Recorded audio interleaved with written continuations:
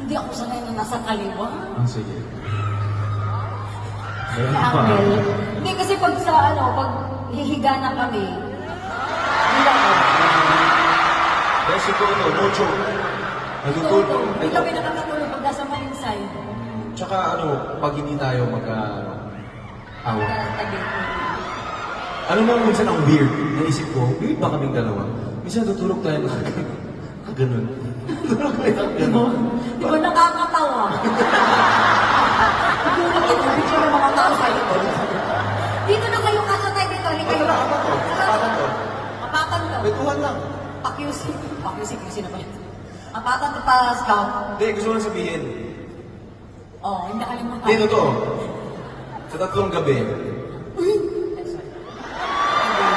si distract naman. Nakita ba, meron bang doktor dito pwede mag-evaluate sa akin? Lagi siyang ganyan eh. Babe, uy, yung Hindi nga, hindi kasi ito, pero, hala!